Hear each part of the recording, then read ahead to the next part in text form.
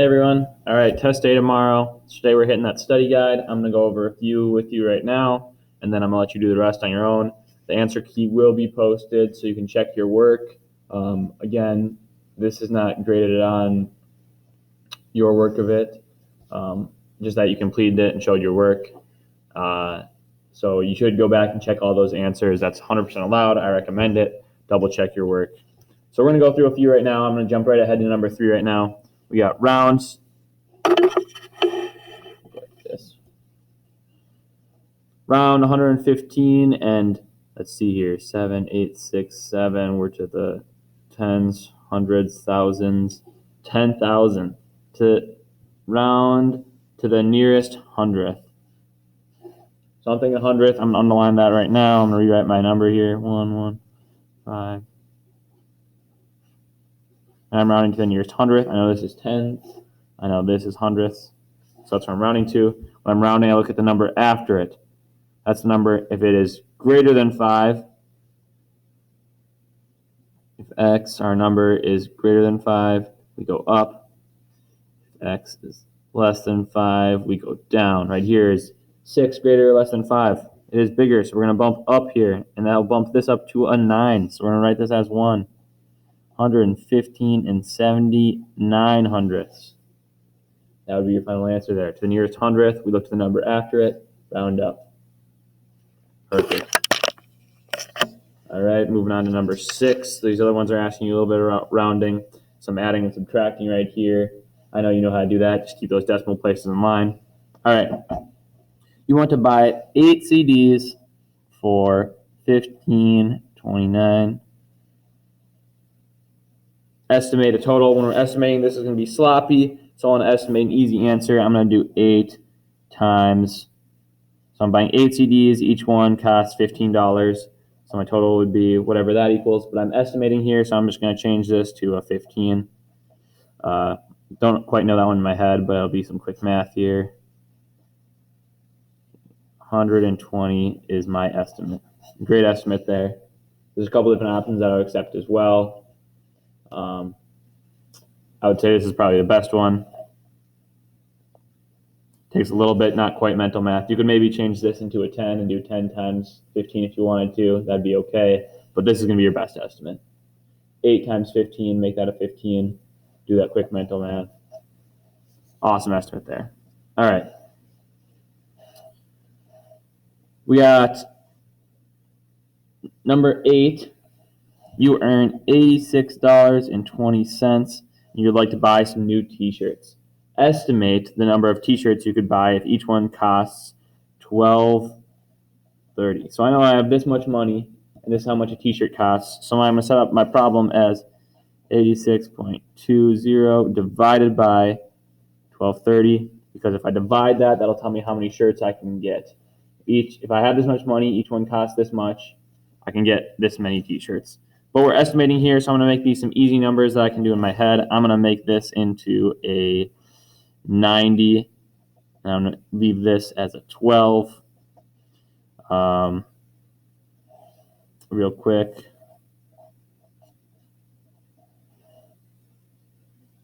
Turns out these numbers aren't compatible. So I'm going to think of something a little different.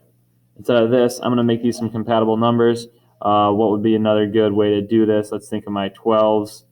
I know 84 is divisible by 12. So instead of 90, I'm going to change this up to 84 divided by 12. 84 is still pretty close to 86. I know that's divisible by 12. I know that my 84 divided by 12, that's going to give me my answer of 7. So right away there, I picked some numbers that were close. They were not compatible. Remember, we have to have those compatible numbers when we're dividing. So I picked some new numbers, found 84 divided by 12. They worked out. They're compatible.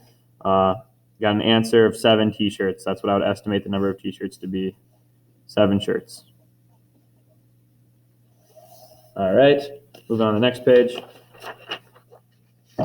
Number 9. Estimate the product. 23.19 times 13.87 using compatible numbers. show what numbers you use in your process. Compatible numbers, we are multiplying here, so it's not super important that they're compatible. We're just going to try to find some numbers that are close and easy. So I'm going to change this into we'll do 25, and we'll change this into we'll go 15. Those should be some nice even numbers here. Multiply that out quick. 5 times 5 is 5. Okay, 2, 12, 0, 5, 2. It's going to be a total of 5, 7, 3. That's my estimated answer. I picked 25 and 15. They're both some easy numbers. Let's check out what our actual answer is here quick. 9 times 13.87. And the actual answer they got is 321. I'm about 50 off. I know I rounded a little bit, so our actual answer here is 321.64. So not perfect. Let's check this next one. So we say estimate the same things by rounding each to the whole number. Last one wanted to use compatible numbers. This time they wanted to go to the round to the nearest whole number. 23.19 would round down to 23. 13.87 would round up to 14. So let's do those instead. Got 12 there, carry 1, 8, 9, 0, 3, 2, 2, becomes 2, carry 1. And when I use the nearest round number, I got 322, which is much closer to my actual answer here. So I would say for this one, rounding the nearest whole number is going to work better, especially since these numbers weren't super compatible anyway. I still had to do some math in my head. Which method was easier? I would say neither for this one, but was closer with the second. The second I didn't have to think about as much. I just rounded those numbers and used the ones that they rounded to. All right, number 10. The formula D equals RT, that's our distance formula, is determined distance when R is rate and T is time. Use the formula to find the time it takes to travel 180 miles, so I know my distance, 180, at a steady rate of 40 miles per hour. That's my rate, at a steady rate of 40 miles per hour. We have to figure out how long it's going to take. So I set up my formula right there, plugged in 180 for distance, my rate is 40, plug that in for R. Now I just have to figure this out. How do I get T by itself? Divide by 40, divide by 40. 180 divided by 40 goes in as 160 4 times. Subtract 2, doesn't go into 20, goes into 200, let's see here, 5 times. So time is going to be 4.5 hours. And now it says round to the nearest tenth if necessary. It's not necessary. We're already rounded to the nearest tenth. Be sure to label your answer. We got the hours in there. And we are good on that one. For this next one, you're going to use another formula. You use the perimeter formula. They give you some numbers. Make sure to plug those into there, just like we did for this one. Fill out that formula as much as you can, and then solve for the rest. All right, on the back side here, we were estimating earlier. Now we're actually solving these. We're going to start with this one right here, number 14. We got P minus 12.9 equals 15.9. To get P by itself, we have to do the opposite. So I'm going to add 12.9 to each side. Whatever we do to one side, we got to do the other. Stuff you know. Carry that 8. Carry 1. Keep our decimal line here. Comes 8. Okay, and 28.8 equals P. Making sure to write that equals P in there. Check your answer using substitution. We can do that. 28.8 minus 12.9.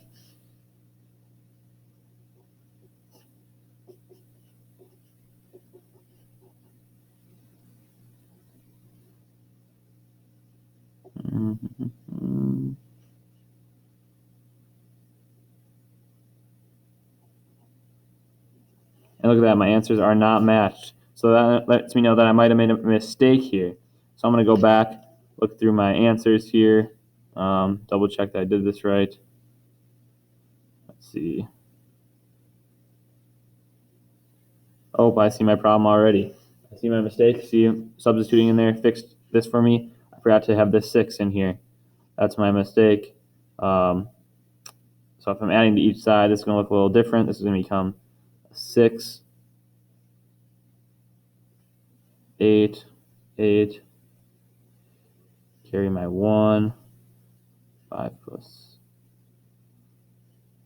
8, 2, 8.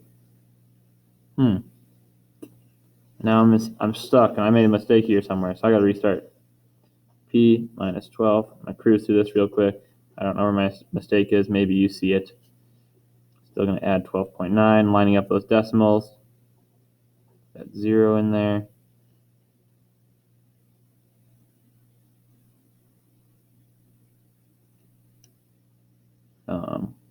Adding these for now. Those cancel out. We got 6, 8. Carry the 1. That becomes 8, 2. So I change this to this. And now let's try this again. See if I did my subtraction wrong. Minus 12.90. I think this one will work out a little bit better this time. Make this into 18. There we go. I did a little bit of my subtraction wrong.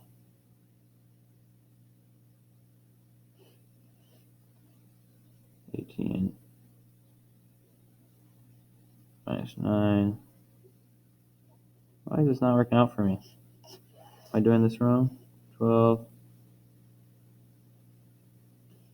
I'm going to have to cut this out because I don't know what is going on here.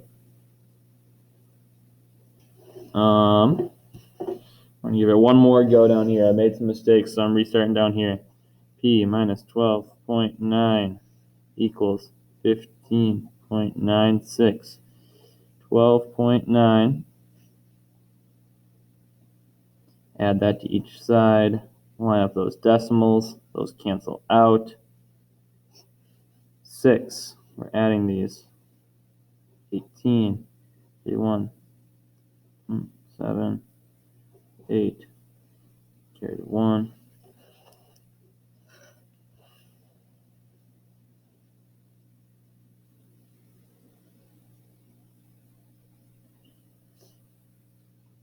Oh, I'm not making a mistake at all. I'm just keep writing this 1. It's a 2 here. I see what I did. That's going to be 2.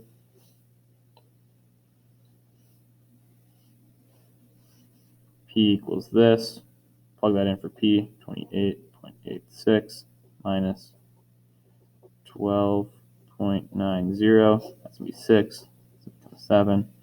This can become 18. 9. 5. 1. I was right the whole time. I don't know what I was doing. Confusing myself. But I got there. I checked that substitution to help me out, help me remember that 6. Sorry, that one took a little bit. But we got there. It all works out. It all checks out. Great thing to do on that test. Moving on to number 17 here. We're going to divide each side by negative 2.6, or negative, 2.6 on each side. That'll cancel those ones out. Now we have negative 2.6, and we got to figure out how many times that's going to go into negative 6.7. What I like to do right here is move those decimals. I'm going to move them each one spot for myself. Talk about that later. Now we have negative 26 goes into 67. I can get rid of those negatives because I know a negative divided by a negative is already going to be a negative. So I can cancel those right out. I know my answer is going to be positive. So now I have 26 goes into 6. No times 26 goes into 67. 2 times, as 26 plus 26 is going to be 52. Subtract here. We've got 5, 1, 6. So how many times is 100? Does 26 go into 156? Let's try 5. 0. Carry 1. 10. carry a 3, excuse me. 3, 10, 13. We got 130. All right, let's see if 26 goes into it a 6th time. Because I think it's going to go in right perfectly for us. 6, carry 3, 12. And it does. It goes in perfectly. So we have W equals 26 right now, but that's not quite right. This is where we like to estimate here. This is where we like to bring back that decimal. We moved it one time, so we're going to move it back one time, get to 2.6. Another way we can check that is we can estimate. I'm going to do that right down here. I could estimate this as -6 divided by -2, which would be 3. So instead of 26, I'm going to try to make my decimal to make this as close as I can to 3. W equals 2.6. If you're confused on that, look back at that lesson from yesterday. There was some examples and some videos in there that made that one awesome. Okay, looking at number 19.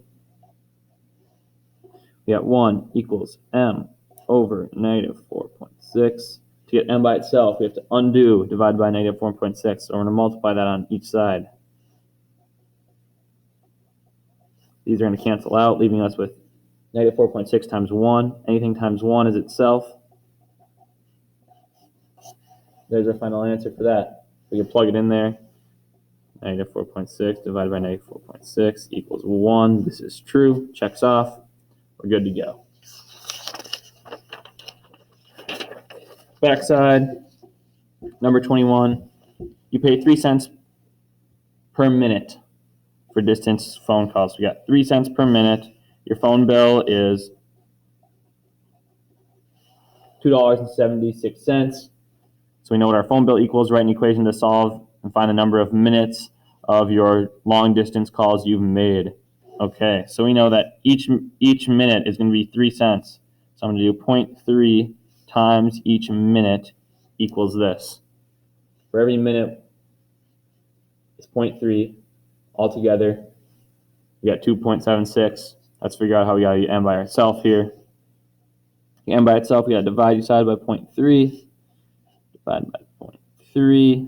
Now we've got 0.3 going into 2.7. I'm going to move that decimal place one spot, pop it up there. Goes in 3 9 times as 27. Subtract 0. Pull down that 6. Goes in there twice. That gets us to m equals 9.2. It says round to the nearest tenth. It's already good for that. Be sure to label your answer. M equals 9.2. That's minutes.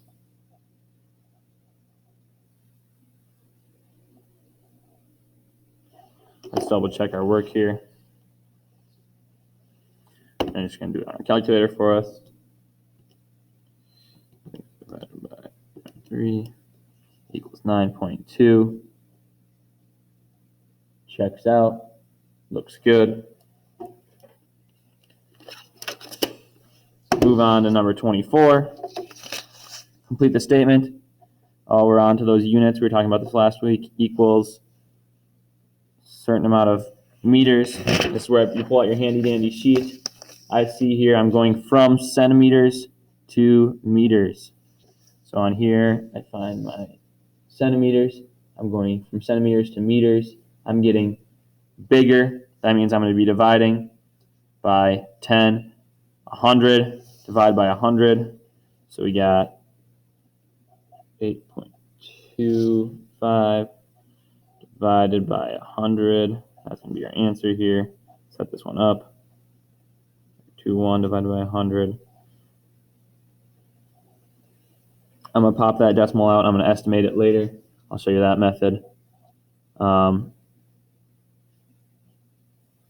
So we got boom, boom, move that decimal twice. That means I got to move this one twice. Boom, boom. Add in 2 zeros. Goes into 1,000 one time.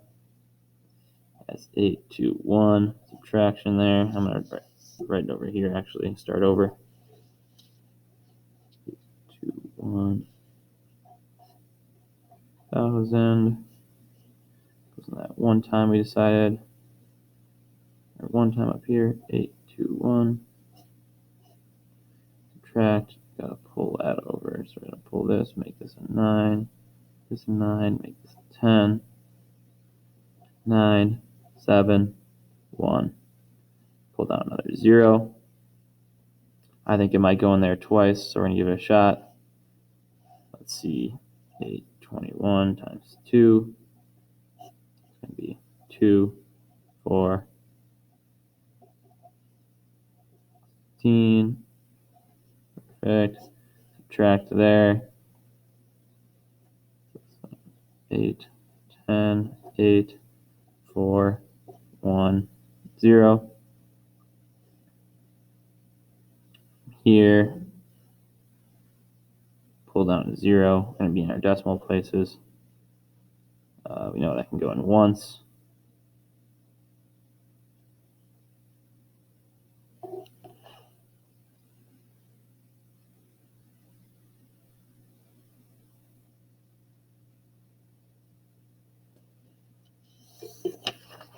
All right. So looking at this one right here, looking at number 24, I did a little bit of scratch work, so I'm going to cancel that one out so I don't waste your time. We got 8.2 centimeters equals some amount of meters. We look on here, we're moving from centimeters to meters, so we're going to divide by 100, or divide by 10, and divide again by 100. So if I know if I'm dividing this by 100, all I really have to do is move that decimal place. So that would be divided by 10. That would be divided by 100. So I put my zeros. And we get 0.0821 meters. That would be your answer for that. Nice and short and simple. I was doing a little scratch work on there. Basically, we're just moving that twice, moving those decimal places back and forth to get us our answer. And last, we got the height of a mountain is, I'm going to rewrite that for you. What is the height in centimeters? So we're moving from meters to centimeters.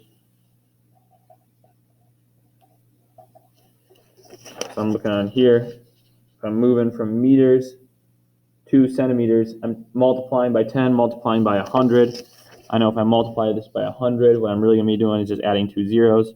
So that's what I'm going to do. And there's your answer. Counting the amount of steps you're moving for that. If you're confused on that, go back and watch your video on 3.6. I'm going to try to edit this a bit so I don't waste too much of your time. I know I made a couple mistakes in here. So hopefully that helped you with this. The rest of this is for you to do. We got that test Friday, tomorrow. So good luck with this. Double check your answers online. Some of these answers are going to be a little bit different because they're estimating. So just make sure your answers are close. They don't need to be exactly the same. All right, good luck.